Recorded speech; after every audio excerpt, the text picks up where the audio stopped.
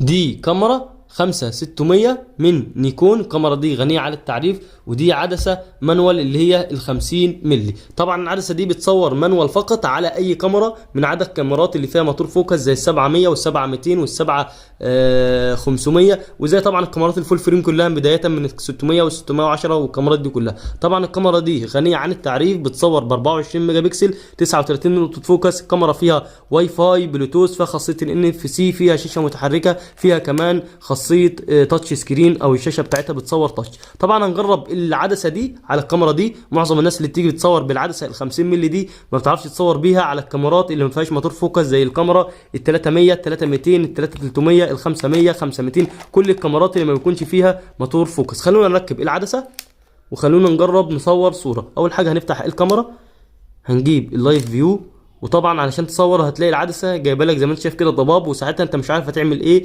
لان الكاميرا اصلا اوتوماتيك وما انتش عارف هتعمل ايه. طبعا بيكون في بكره في العدسه من قدام كده اهي، البكره دي تقدر انت تحركها تمام وتظبط بيها العزل بتاعك. لو مثلا جينا صورنا كده، معلش هي كده دخلتنا في وارد ان ضغطت على حاجه غلط بس ما علينا يعني. تمام، تيجي تظبط من البقره دي كده، هفضل الف البقره دي لحد ما الصوره تتظبط قدامي بالشكل ده كده. وبالشكل ده كده انا ظبطت الصوره. هتقدر انت كمان تظبط الفوكس بتاع الكاميرا، ولو محتاج ان انت تصور من الشاشه نفسها تضغط ضغطه واحده كده على الشاشه. كمان ممكن تظبط الفوكس بتاع العدسه على الحاجه او على المنطقه اللي انت محتاجها. بعد ما نظبط الفوكس اهو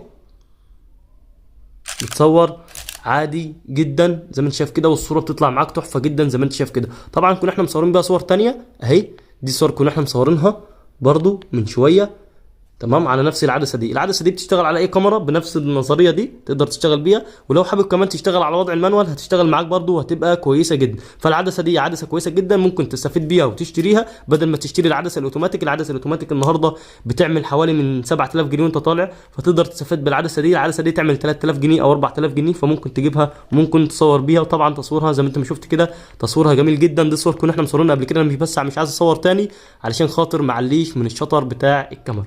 ولكن العدسه دي عدسه جميله تقدر تستخدمها في كل تصويرك وفي كل التصوير اللي انت حابه، زي تصوير منتجات او تصوير السيشنات او تصوير الحاجات دي كلها تقدر تستخدم العدسه دي. كمان العدسه دي ممكن تستخدمها في تصوير الافراح، بس طبعا القدر بتاعها ضيق تبقى عارف كده كويس، ولازم يكون معاك عدسه كادر واسع علشان لو انت هتاخد شوت للناس كلها فتبقى عارف تصور وعارف كمان تطلع صوره كويسه. هنا صلوا على النبي.